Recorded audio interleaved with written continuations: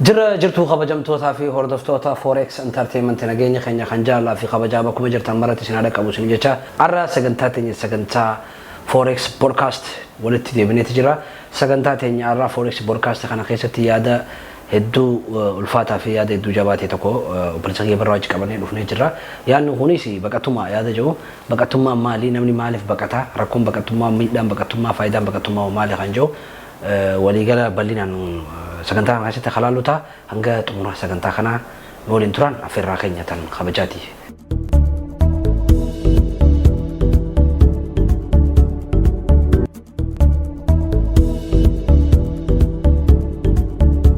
tole bakattummaan yeroo ammaa waan addunyaa kanarratti akkamale babal'ataa jiruu fi namoonni biyya keessa jiraatan irraa gara biyya biraa yeroo itti baqataa haalan baqattoonni addunyaa tana lakkoofsan itti dabalaa jirudha. Keessattuu biyyoota akka Afrikaa fi biyyoota Eeshiyaa akkasuma biyyoota garaagaraa irraa namoonni ittiin baqatee even wanna kun karaa biyyoota lixaatillee biyyoota akka Laatiin Ameerikaa irraa gara Ameerikaa ittiin baqataa jiranidha. Baqattummaan haala kanaan keessattuu biyyoota baay'ee galeessaa kana keessaa sababa waraanaatii fi sababa garaagaraatiin namoonni hedduun itti baqataa jiran. Karaa Afrikaa irraas lolaa fi beelaa fi sababa garaagaraatiin nageenya dhabamuudha waliin wal qabsiise namoonni yeroo itti haalan baqataa jiranidha. Kanaan wal qabsiise ammoo namni keenya Oromoon yeroo ammaa addunyaa tanarra facaatee sababa kanaatiin biyya keessa hin jiran jirtu. Waa'een baqattummaa ajandaa yoo ka'ellee namni hundaa olaallatu jechuudha. Yaani baqattummaan akkuma kaasuuf yaalletti haala amma qabatama jiru kanarratti waan jiru wajjinis wal cinaa qabnee ilaaluudhaaf yaada kana kaafne akkuma atu jette baqattummaa namni dhimma garaagaraatiin karaa adda addaatiin biyyarraa ba'a gariin rakkina ikoonomiitiin gariin rakkina siyaasaatiin gariin rakkina amantiitiin gariin rakkina xiinsammuu garaagaraatiin biyyarraa baha. Kana keessa ammoo uummanni Oromootis warroota waan kana keessatti argamanidha. Namoota baqataa jiran akka malee Liibiyaan karaa Suudiitiin, karaa Ijipt, karaa Keeniyaa biyyoota hundatti namni keenya baqataatii harakkataati jiru. Soo kanaafuu namoota hubannoo hin qabneef baqatummaan tun miidhaa gamta akka qabdi kaja'u bal'inaan anaafiyaatilee baqataa waan taanee jiruuf ammas rakkoo fi miidhaa baqatummaa haalaan waan hubannuuf hawaasa keenya kanatti hagam takka baqatummaan tun hagam miidhaa qabdu. Himuu fi waan hubanneerra waan nurra gaheerra isin qooduudhaaf dhufnee jechuudha. Mee birraa akkuma waliin beeynuti hammeenya baqatummaarraa waan takka lama jennaa mee ati baqatummaan tana akkamiin ilaalta baqatummaan maal si dhabsiifte? Baqatummaan watuma keetirraa kaasee hawaasaaf akka barnoota ta'utti. Baqatummaa waa hedduudha nama miiti. Namni tokko sababa garaagaraatiin akkuma reefu jenne sababa garaagaraatiin biyyarraa ba'a gariin sababa siyaasaatiin gariin dhabamuu nageenya naannoo isaa jiruuni. Gariin ammoo dinagdeedhaan wal qabsiisee namni if jijjiiruudhaaf biyyarraa baha. Baqattummaan tun ammoo gosa lamaatu jira. Takka karaa seeraatiin takka ammoo karaa seeraan alaatiin biyyarraa namni baqata. Lameenuu baqattummaa namni seera guuttatee karaa booleetiin xayyaaraan gara biyya takkaa baqatellee baqattummaa jaama. Namni ammoo karaa seeraan alaatiin karaa garaagaraatiin daangaa lafaan qaxxaamuraa dallaalota garaagaraa fayyadamaa biyyaa ba'e akkasuma bishaan irra karaa seeraan alaatiin ce'ee ba'ees baqattummaa kana keessa ammoo nutis warra waan kanaaf saaxilame keessaa tokko warra biyyarraa ba'ee namuu sababa garaagaraatiin biyyarraa ba'ee keessattuu biyya akkanatu jiraannu kana keessa baqataa biyya teenyarraa buqqee nama hedduutu jira gara hisaaban nama guddaadha. Kuma kudha wayii ol jaameeti yaadama gara kuma kudha saddeeti jaameeti tilmaamama biyyuma kana qofa keessa waa jiru nama. Lammii biyya teenyaa qofa jechuudha. Kuni uummata san keessaa miti tokko namni biyya tana dhufe keessaa irra hedduun karaa seeraan alaatiin biyya tana dhufe golgoltummaa biyyoota garaagaraatiif akka argatuuf biyya kana keessa jira. Kana keessatti ammoo waan kana milkeessuudhaaf aarsaa garaagaraati qabala nama. Tokkoffaa gaafuma biyyarraa baaturraayi takka jettee manaa gabbaaturraayi rakkoon nama jalqabdi. Gaafa biyyarraa baatu tokkoffaa biyyarraa bahuudhaaf maallaqatti barbaachisaa maallaqa sana argatuun hedduu ulfaataa keessattuu namoota biyyarraa bahaa jiran irra hedduun namoota umriin isaanii 18 15 akkasii average yoo ilaalle 18 25 osoo hin dabarre namni biyyarraa baha namni gurguddaan baay'inaan hin bahu namoota maallaqa hojjetee maallaqa harkaa osoo hin qabaatin umrii maallaqa qabaachuun gahin faamilii dararee kun lafa gurgursiisee kun ammoo waan maallaqni faamiliin qabdu irraa fuudhee biyyarraa baha jechuudha. Achumarraa jalqabdee jechuudha. Biyyarraa bahuunu maallaqa sana argachuunu salphaadhaa miti. Haala taniin biyyarraa baha namni. Erga biyyarraa bahee karaa kana eegalee immoo karaa garaagaraatiin karaa seeraan alaatiin waan biyyaa bahanii jecha rakkoo hangana hin jaamneetu nama mudata. Keessattuu dubartootaa fi namoota daa'imman ta'an rakkoo gurguddoon karaa kanatti hangana hin jaamne mudataatti namni biyya salaa itti deemu san gaha. Gaafa biyya san keessatti biyyatti sun akka agartee baateef san hin taatu. Namni hundi gaafa biyya jiru biyyarraa bakka dhiyyeetti yaadu jireenya keessa jiraatu sanarra waan fooyya'aa takka yaadeti. Biyya kanarra yoon biyya san dhaqee tokkoffaa nageenya kana caaluun argadha. Lammata ikoonoomii biyya xiyyaa tan keessa jiru tanarra bakka deemu sanitti waan kanarra fooyya'aatiin argadha deema. Gaafa biyya san dhaqe immoo wanni inni akka itti yaadeetu namni biyyatti deemu takka ibduruu guddiseetti ilaala. Biyya san gaafa dhaqee waan akka isin argatu kunuu miidhaa takka ammas biyya sanitti akkaataan inni itti dhaqe hedduu ulfaata. Haala biyya afaan wallaaluudhaan wal qabsiisee hojii dafee argachuu dhabuudhaan hojii gaafa argatan hojiin itti ulfaachuudhaan akka duraan biyyarraa yaadatan ta'uu dhabuudhaan faamiliin addaan fagaachuudhaan kophaa jiraachuun itti haaraa'u ta'uudhaan waliin wal qabate namni miidhaa hedduutu irra gaha. Kana ammoo akka yaadatan milkeessuu dhabuun yeroo amata dheeraa irraa fudhate namni kun sammuun isaallee hedduu miidhamtee karaa garaagaraatiin kan miidhaan hangana hin jaamtu namni baqataan namni hundinuu ni beeka ammaan tana namni ifiin baqatin illee faamilii isaa keessaa hiriyoota isaa keessaa ganda isaa keessaa namni baqatin hin jiru rakkoon irra geesse waan salphaamti namni hundinuu ni hubate jechuuf hin jaa. Galatoomii akkuma atuu tuquuf yaalteetti baqatummaa tana keessatti miidhaalee namarra gahu hedduudha. Qaamarraa kaasii xiinsammuu haga humnaa illee ijaayis wantoota garaagaraa dhabuuti. Walumaa galattu baqatummaan waan gorfamtuu miti waan gaarii miti. Sababni isaadha namni hoggu biyya keessa taa'ee waa'ee baqatummaa tana yaadu laayif istaayiliin ati viidiyoo fi suuraan agartu dhugaa miti. Wanni sooshaal miidiyaa irratti arginu parsantii 98% dhugaa miti. Parsantii 2 dhugaadha jechuudha. Parsantii 2 namtichi sun nama ta'uu isaa wanni sun pilaatfoormii sooshaal miidiyaa isaa ta'uu isaati. Haa wanni sanirraa fi akka jirutti shooyingiidha.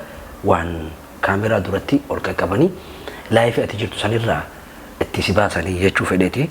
Biyyan gama baqatummaatti deebi'u irra guddaan akka nama Itoophiyaa tokkotti ispeeshaalii karaa naannoo teenyaa sanitti namoonni rakkoo takka maleedha biyyarraa ba'a. Saayibootaa fi hiriyoota isaan dura deeman laaluudhaan laayif istaayilii namoota sanii laaluudhaan namtichi sun immoo mana keessattii fi biyya isaan keessatti rakkoo inni dabarsu jiru isumaatu beekaa beeka. Amma sistamni namni biyya teenyarraa ba'ee biyya dhaqu sun sistamni biyya sanii sistama akka biyya keenyaa hin jiru. Sistamni akka Itoophiyaadhaa hin jiru. Sistamni yoo ta'u feetus teessu yoo dalagatu feetus dalagattu hin jiru. Hoggaansi hin jiru sistamni biyya teenyaa suni haalli jireenyaa dirqamaanuu kaasee si daleessa gin biyya namatti sistamaa si daleessisa. Kiraa manaa taaksii wantoota adda addaatiitu si daleessa taa'uu dandeessu. Biyyoota akka nuti amma keessa jirru tana yoo taate malee tanattu nama sappoortii si godhu hin qabaanne ni duuta. Sigalee namni isa gargaaru hin qabne dalagaa biyyatti ni dalagajee hin yaanne takkaa manaa hin beekne dalagnee jiraatu jira biyya kanatti. Dalagaa takkaa jireenya keenya keessa palaana keenya keessatti osoo waan kana biyya keenya keessatti kadaleenu taate wallaahi as hin jiru. Namu biyya irraa akka biyya namatti dalagutti osoo biyya isaa keessatti dalagu taate namoonni jijjiirama sababa hin jijjiiramneef hin qabu. Osoo zarafamaa dalagee'u amma namoonni gaafii kana oguu kaafteef biyya keenya akka nageenya hin qabne akka taaksii fi gibira irratti sababa godhatan. Akkasii daleenu kana biyya maan daleene osoo gibiraa fi taaksiin sun irraa fudhamte akka biyya namaa dalagutti osoo dalage ni jijjiirama namtichi sun. So akka waan guddaa akka waan bareedduu takka biyya namaa tana fakkeessine waliin mi'eessine wal dura qaqqabne namni biyya namaa jirus sanbooda namoota biyya keessa jiru san jireenya biyyaa san itti busheessinaa jechuudha. Jireenyi silaa dhugaa mi'aan faamilii wajjin gammachuun dhugaa sun laayifuma biyyaa san keessa jirti. So kanaafuu biyyaa bahuun addatti miidhaan ishiin qabdu dargaggummaa kee gartee umrii ta'e yaangummaa kee kana shaabummaa kee kana completely ni nyaadhamta. Guutumaa guutuu ni dhabda. Because wanni itti jiraattu mana keessa jiraatta mana takka keessa jiraatta. Akka biyya keenyaa sanitti isaa lammii waliin agartu saayiboota waliin agartu namni kun namaa wajji jiraata namaa wajjin foolee namaa tanaatutu gammachuu si kannaa waan haaroo agartaa guyyatti hoggummoo biyya irraa baate namni hin jiru halaaqaan biyya aadaan ati itti guddatte akka itti barte sun hin jiru. mana keessa hin taa kophaa mana keessa kophaa gabbaata kun immoo maal si fida stressa si fida sigalee namni namarraa bee akkatti kophaa seenee kophaa bee jireenya baree nama wajjin rakkoo fi bal'oo qooddachuu wajjin nyaachuu wajjin dhuguu wanni sun hundi hoggoo hafe stressa hoggaa seente deebitee ati nama duraanii sanitti deebi'uun ni ulfaatti san xiinsammuu rakkoo xiinsammuu keessa bu'a namni keenya hedduun nama walii galuu dadhaba osoo hin beenetti fayyattiif beekaa garuu inni rakkoo saayikooloojii keessa jira jechuudha namoonni hedduun akkana ta'a biyya namaatti jechuudha nama wajjin walii galuu itti ulfaata miidhaa biyya namaa namatti fiddurraa takkatu ammas biyyi namaatuun haga feene keessa jiraannus gaaf takka biyya teenyatti galuun oolu beeku gaafa biyya teenyatti gallu humaanitii biyya teenya irraa baanee san dhabnee galla namuma dhabnee miidhaan ishee hagana hagana tajannu miti ani wanni hangammaa natti mul'ate tanneeni. Yaa dhugaadha namni biyyarraa bee waa hedduudha miidhama osuma silaa jireenyi biyyarraa ba'aniif sun namaa milkaa'ee waan barbaadan tanuu argatanii biyyarraa bahuun matummaan isaatu biyyumarraa bahuun qoftinu dhiibbaa namarratti uumutu jira waan tokko kanamarraa wanti godhutu jira namni biyya ofirraa fagaate gammachuu hin qabu osuma waan barbaade tan argate ammoo waan barbaadu argatu waan salphaadhaa miti akka itti yaaddee biyyarraa baate fi akka itti biyya feete biyya gartee sila jabduu biyya gartee ikoonomiidhaan jabduu biyya faayidaa qabdu biyya dheeyxee ittiin faayidaa ta'a jettee dheeyxee tafeete yoo ka dheeyxu taate akka ati itti dheeyxuu fi akkaataan gaafa biyya keessa teessee biyya san itti yaadde dhugaan lafa jirtu biyya sanii dachiifisamin amma fakkeenya namni tokko biyyarraa bee haruma sirriitiin biyya Ameerikaa tilaa maallaqa guddaa namni itti argatan jaan tana kadhequ taatehu biyya sanittu faayidaan inni argatu akkaataa duraan itti biyyarraa deemisaniin adda tokkoffaa hojiin biyya namatti itti hojjetanii fi akkaataan itti hojjetanii fi akkaataan namni sa'a itti eeggatee waan gartee nama dhuunfatis ta'ee kaampaaniilee garaagaraa jalatti qaxaramee itti hojjetu kuni biyya keessatti osoo haalli akkasitti namni itti hojjetu kan jiraatu taate hanga illee ta'uu baattu faayidaa numa argate akkasumatti hojjettee wayillee argattee ammoo gammachuu hanga akka argatu dhabuu dandeenya. Fakkeenya kana namoonni hedduun biyyoota lixaa kana namoonni jiraatan hojiilee bareedduu osuma qabanii osuma gartee faamilii fillee jiraachisuudhaaf fiiganii waan argatan jiraachisaa jiranii tilaa hoggaa sooshaal miidiyaa kanarratti ilaallee jireenyuma bareedaa jiraatanii kanuma agarru kana namni hedduun gaafa lubbuu fi balleessan fa'aa agarra. Nageenya hin qaban. Istirasa fa'aa keessa seenanii gariin sammuu dhabu fa'aa. Irra hedduun namaa kan fajjeessan biyyoota lixaa kana keessatti silaa biyya guddattee jaamu kana keessatti amma abreejidhaa yoo ilaallu biyyoota dinagdeen isaanii gadaanaa kanarra biyya silaa guddattee qabeenya illee guddaa namni keessatti illee jijjiiruu danda'u itti illee barachuu dandeessuu fi qabeenya itti horachuu dandeessu keessatti namni lubbuu fi balleessaa miidhulleen sanii irra guddaadha. Amma kuni maal garsiisa namni tokko biyyarraa eega baqatee booda gammachuu waan silaa barbaadu san gaafa argatillee gammachuu guutuu argachuu dhabuu isaati. Tokkoffaa wanni kana kaasuu fi namni tokko eega biyyaa deeme namoonni gariin ni milkaa'anii garii namoonni kasaaraa waa hundi dhabanii hafan namummaan silaa milkaa'e sunu gammachuu guutuu akka hin arganne ragaa waan kana jechuu kiyya. Ammoo namni biyyarraa deeme hundi isaan milkaa'u. Gariin bakka itti deemu san dhaquudhaaf fakkeenyaaf biyya akka nuti jiru tana keessa amma ta'uudhaan 15 taa'eeti biyya kanatti jireenya isaa silaa umrii dargaggummaa itti fiigee dalagatu tana akkuma ati reefu jette guututti ilbisu godha.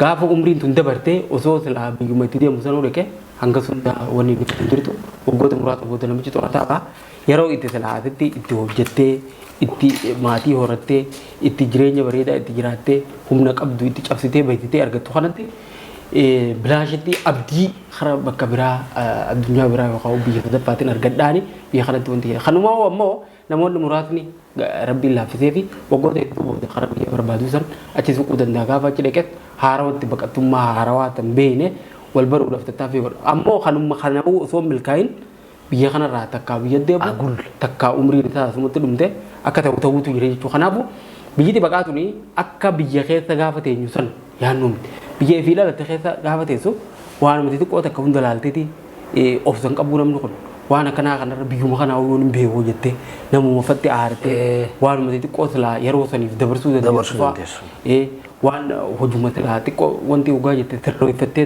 itti fufuu dandeessu fa'aa laalanii ammas kara biraatiin biyya keessatti hojiirratti xiyyeeffattuu caalaa namoota biyya biraa jiran kan sooshaal miidiyaa irratti mul'atu kana isaan kana laalanii abaluu kun akkatti jira waan jaamu laalaniituma biyyarraa namicha kana osoo waan inni keessa jiru hin beekin sooshaal miidiyaa qofarratti arguudhaan biyyarraa bahuufaatu jira. Kun immoo jalqaba osuma biyyaan bahinu wanni kun dhiibbaa irratti geessisa. Achuma teessee miidhamuu jalqabda. Baqattummaa waan inni fiduu keessa achuma teessee ifii kana tuffachuu haala keessa jirtu hundi si aarsu wanni ati milkeessuudhaaf tattaafatu. Waan rabbiin keessa jiru san amanuu kanatti gammachuu dhabuun sun tokkoffaan kana achirraa miidhamuu. Achirraa eegaltee saayikoon keetu qabu. Walumaa galattu dubbiin keeti yeroo laallu yeroo baay'inaan daa'imantu baqata biyyarraa. Ammaanis wanti gisa hundaan an nagumu garaan nyaatu waan hin dhabeen beekaan. So ijoollummaa kiyya biyyarraa bahee jechuudha. Waan inni silaa amma laal yoo dubbiin fuutee karaa biraan kuttee kaate gaafa ijoollee silaa wantootan an sa'aasan biyya keessatti godhuu qabu. Laayifileen sa'aasan dabarsuu qabu. Hedduutu ture.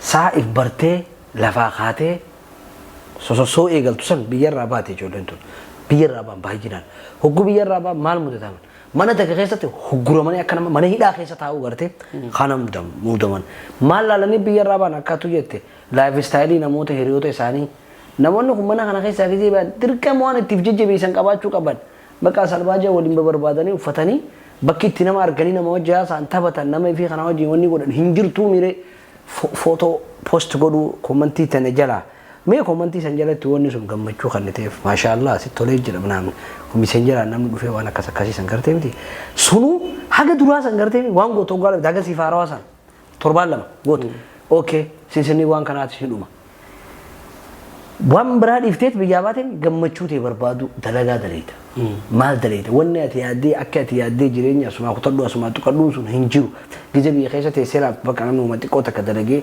laayifii bareedaa nama wajjin wal argee nyaatee dhugee imaajinashina isaati waan hedduu yaadee dhufa hin jiru jechuudha nama fooqii soddomarraa gadhiisanii jechuudha so ijoolleen xixiqqoon tun biyyarraa bahuu qabdu carraan ijoollee xiqqoo tanaa gija biyya lamatti akkanatti haddaaranii deemanii biyya namaa dhaqan maal ta'a haarootti waan gaafa ijoollee dhaban san haarootti guddina keessa barbaadutu dhufa siigalee miti olii gad deemuu biyya garaagaraatti yoo amma laaltee jiraattee diyaaspoorota keenya yoo laaltee biyya adda addaatti wanni jiru dhaluma tana jiru umrii guddinaa keessatti shuugar daadii tahee waan silaa ijoollumatti godhuu qabu san dhufee godha kun hundi mar waan baqattummaan fiddeen beektan waan tana gahuu qabdanii ilaaltan waan silaa irra utaaluu hin qabne umrii dargaggummaatiin cabsee beeksee waan hunda godhuu qabu hawwiidhaan waan minyooti maali? Hawwumaan guutamee arra boruu jireenya wal qixxaate arra boruu waan kana keessaa ba'a osuma ijoo ama 10-15 fakkeenyaaf amma fagoon deemin an amata 10 hin deema biyya kana keessa hawwiyoo ijoolletti daamteeti qabadhu shababummaa kiyyaasittiin kasaaree qabadhu fakkeenya nama biraan fudhatina an mataa kiyya jechuudha so kanaafu ijoolleen shababa amma lafaa kaatan ijoolleen dardaraa biyyileen isaan barbaadde haadha abbaalleen isin hin barbaada isin mataa keessanuu if barbaaduu qabdan umrii san keessatti biyya irraa ba'uu qabdan taffa ijoo qabdan laayifii dabarsuu qabdan barumsa barachuu qabdan dalagaa saasan irraa kaastanii haga umriin keessan bakka barbaachisu geetti dalaguu qabdan carraalee kan hunda biyya keessatti yaaltanii yoo isaanii milkaa'uu baate yoo success ta'uu baatan maybe biyya namaa biyya irraa baanee yaallaan takkaan si bar sanbooda dhufuu qabdii natti fakkaata so osoo hara kanatti sila opshina kanas dalagaas daleedanii ifis gaqqabdanii namaafis ergamtanii sigalee hulaa namni dadhabuu qabu hunda milkaa'inaaf dhodhooytanii erga hulaa ijibbaata kan hunda gootanii dadhabdanii biyya irraa baatanii isheenallee hin qabdu biyyi namaa sunis itti dalagattaa jechuun ifaajee waan godhuu qabdu hunda gootee biyyaa baate waan ta'eef jecha kanaafuu akka obboleessaa tokkotti wanni ani isinitti himachuu fedhu ijoolleen dardaraa ijoolleen amma lafaa kaatan osoo yaada biyyaa bahuudha namni guddaan orkee lubbuu baree jira biyyaa bahee jira waan dhabu hin qabu waan barbaadu qaba sababa qaba soo silaa yeroo keessan barumsaa fi hojii waan isin barbaachisu irratti gootanii carraaqqii jireenya keessaniif godhuu qabdan hunda yaaltanii erga dadhabdanii baatanii akkasiin isin ijaa biyyaa boo waan gorfamu miti osoo biyyaarraa boo baatanii. Laalama gaafa duraanii gaafa dur sagaltammoota keessa namoonni biyyarraa ba'an namoota qabsaa'ota waraana keessa turan namoota garagaraati fi sababa nageenya isaanii erga gartee qabsoon uummata Oromoo kun karaa tokkotti wanti ijaanii chaartara seenanii achi booda uummanni achii faca'e sun sababa biyya keessa jiraachuu hin dandeenyeef lubbuu fi oolfachuuf namni biyya irraa ba'e faca'e gaafatan nama hedduun nama karaa Keeniyaatii fi karaa Somaaliyaatiin akkasuma Jibuutii fi kana kanaan namoonni biyya irraa bahaniiti nama gurguddaadha warra gartee lubbuu fi oolfachuudhaan dirqama biyya irraa ba'uun ta'ee hangi dhume huni dhame warri irraa hafe immoo akkasitti biyya irraa ba'an. Martaan itti aantu baay'inaan qabaan yeroo nuti baanu san waggaa 10 fi 10 yeroo sunis yeroo qabsoo ture namoonni hedduun sababa qabsoo saniitti dhiibamaniiti bahanii gariin immoo namootuma bahu san jala laalee bee irra guddaa immoo qabsumaa baatee jechuu dandeenya yeroo sanitti akkas ture. Ergati ammoo yeroo ammaa kana namoonni bahan sababa dhiibbaa biyya keessa jiraachuu dadhabuutiin osoo hin taane namoota biyya irraa bahan laalanii namoota bahanidha. Wanni hundarra nama yaachisu immoo yoollee nama bahaa jirtu namni amma biyya alaa deemu jiru biyya keessa baqatee deemaa jiru karaa seeraan alaatii fi seeraan illee umriin isaanii ijoollee ta'udha. Daa'imaatu biyya irraa bahaa jira. Fakkeenyaaf ijoollee biyya tana dhufaa jirtu yoo kalaalu taane hangana namni umrii 20 gadiitu biyya irraa bahaa jira baay'inaan. Kuni just maatiin isaanii tuni ilmaan kanarraa abdiin qabani. Ijoolleen eega biyya irraa baatee akka waan wanti jettuutti nuuf fakkaate malee waa fedhinaa maatiin nutti hin fakkaatu. Namni hoggaa akkanatti biyya keessa daa'imni hoggaa'e abdiin biyyatanii, abdiin sabatanii, abdiin hawaasa naannoo san jiraatu maali? Ijoolleen tuni ijoollee barattee yeroo hawaasa san tajaajiltu ta'umnaan barumsaan dinagdeedhaan abbootii qabeenyaa taatee uummata san tajaajiltu uummata san silaa ijoollee tana eeggata hawaasni naannoo sanii. Ijoolleen tuni akka nama gartee waliigalatti naannawa kana buqqaatee gaafa kara biyya biraa godaantee hawaasni sun duwwaa ta'a. Daa'imaa fi manguddoo qortee umriin silaa yeroo ammaa hawaasa san jijjiiruu dandeessu. Tan fiidee yoo ariite qabdee yoo fiide baatu tan barattee hawaasa san tajaajiluu dandeessu. Tan hojjettee qabeenya horattee uummata san tajaajiluuf silaa humna qaban biyyarraa baqataati deemaa jiran jechuudha. Barumsa isaanii addaan muranii eega biyyaa ba'anii immoo barumsa haalli amma fakkeenyaaf biyyoota akkanaa kana keessa jiran barumsa mijaan qabu. Hojjetaa miti haalli badee jira silaa dur taate carraan barachuu ni jira ture. Amma kanatti hedduu rakkisaadha. Tanaaf ijoolleen amma bahaa jiran osoo haala kanaan haalli biyya keessaa dirqama isaan baasullee waan jire jecha lubbuu fi baafachuu fi miti biyyarraa deemanii haalli gartee nageenya naannoo sanii kan isaan dhiibee yoo biyya tana keessa teessee lubbuu si baafna jiru ammatti waan jiru natti hin fakkaatu.